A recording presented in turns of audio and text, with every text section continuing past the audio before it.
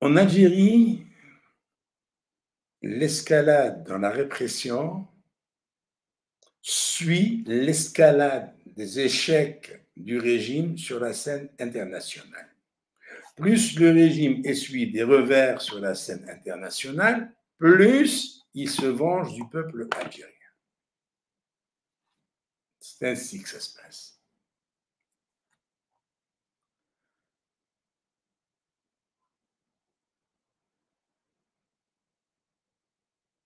On se souvient tous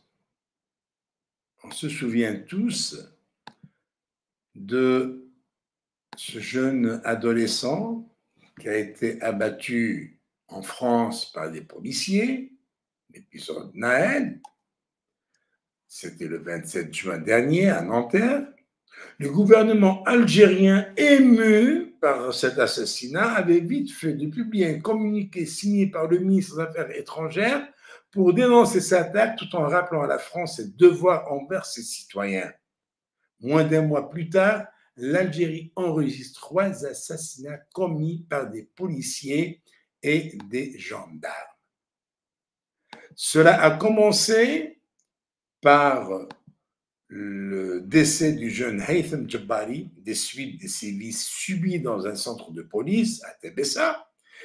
Quelques jours plus tard, c'est au tour d'un jeune berger dans la région de Soukharas, Bilal Benouard, de se faire tabasser à mort par des éléments de la gendarmerie nationale. Et la veille, un autre jeune homme a été évacué du bureau du juge d'instruction du tribunal de Mostaganem pour rendre l'âme dans un hôpital de la ville après avoir reçu des coups sur la tête, selon le communiqué du procureur du même tribunal. On n'est plus à parler de bavure policière, mais tout carrément d'une nouvelle politique des services de sécurité algériens qui multiplie les agressions contre le peuple algérien et les assassinats dans l'impunité totale. Rappelons que le jeune Haytham Djebari de Tbessa s'était fait embarquer par la police pour avoir intervenu en voyant un policier malmener sa mère alors qu'il venait de rentrer chez lui. Des policiers avaient fait irruption au domicile de Djebari dans le but d'effectuer une perquisition qui s'était soldée par un résultat négatif, tout comme cela s'était passé 1 mois et demi plus tôt. Le mécontent, ces policiers, ce qu'ils ont trouvé à faire, c'est d'embarquer le plus jeune de la famille, Hicham, âgé de 17 ans, et on l'accusait de trafic de drogue. On dit avoir trouvé chez lui 10 grammes de hashish. Et c'est à ce moment qu'arrivait Haytham, qui faisait des courses dans la supérette du quartier, et la suite, on la connaît. Il est attaqué par 3 tirs de taser électrique, embarqué au commissariat de police, torturé et évacué à l'hôpital de Annaba, distant de 250 km de Tbessa, où il rendit l'âme des suites des sévices subis à Tbessa.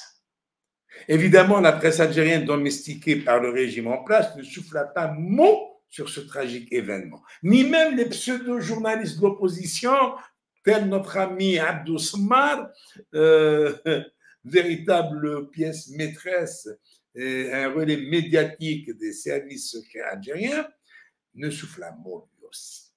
Pas un mot.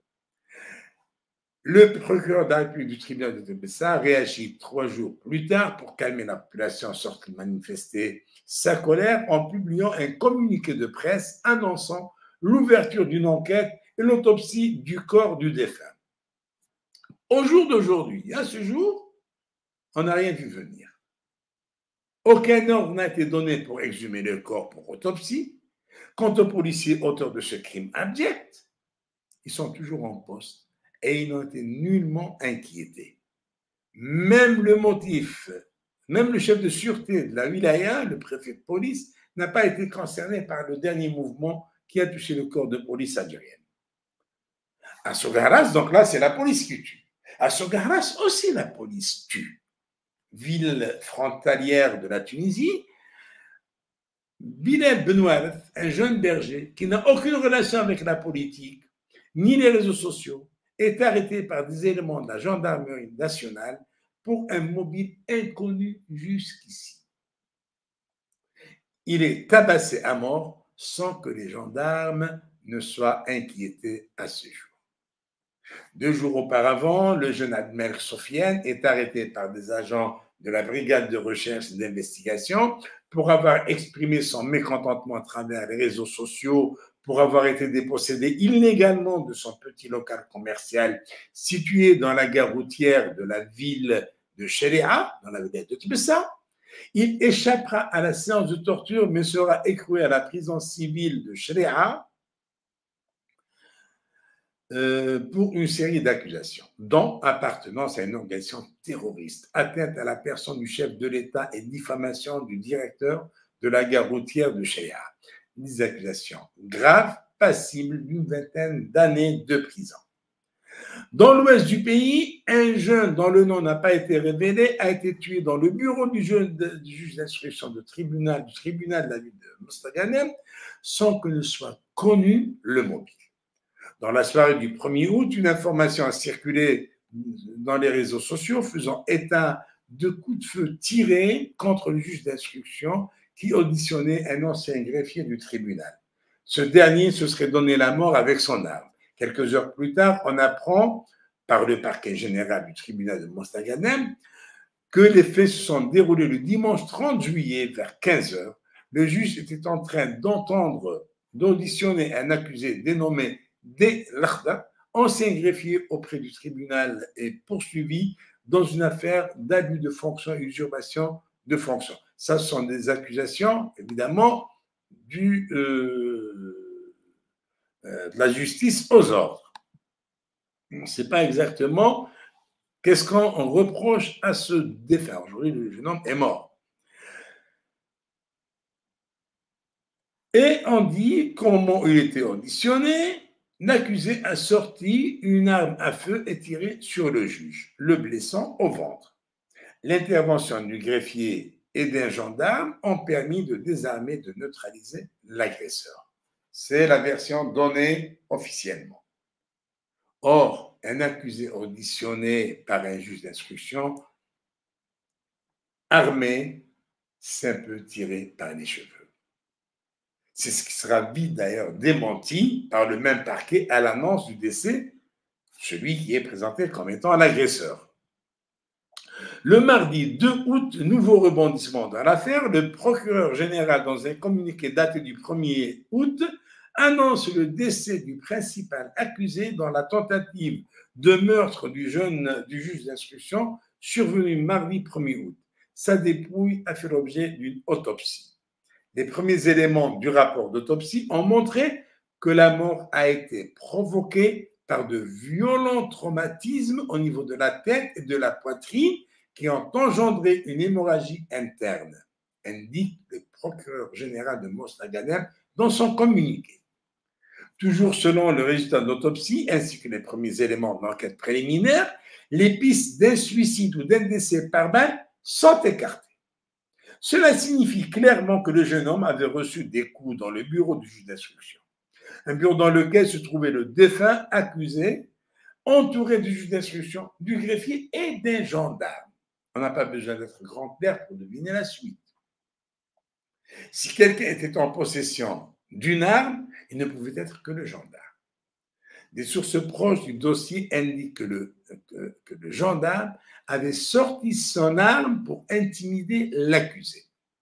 Le coup de feu est parti involontairement et la balle s'est logée dans l'abdomen du juge d'instruction.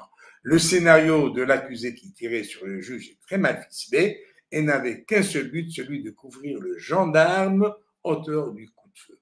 L'enquête promise par le parquet général ne sera jamais ouverte, comme c'est le cas des précédentes affaires. En Algérie, on tue et tout le monde se tait, à commencer par la presse. Une presse aux ordres, évidemment. Jusqu'à quand continuera-t-on à garder le silence? Que la presse se taise, que les autorités fassent preuve de passivité extraordinaire, et le peuple, il continue à se taire. La balle est dans son camp. La balle est dans son camp. Passons maintenant à ces services de sécurité dont on dit qu'ils sont tout gentils, tout petits, qui sont écrasés par le patron de la police. C'est ce que nous dit Abdosomar dans le site marocain. Je dis bien site marocain Maghreb Intelligence. Ce n'est pas un site français, c'est un site marocain. Son propriétaire est marocain, résident au Maroc. Voilà. Donc, on verra ça après le générique.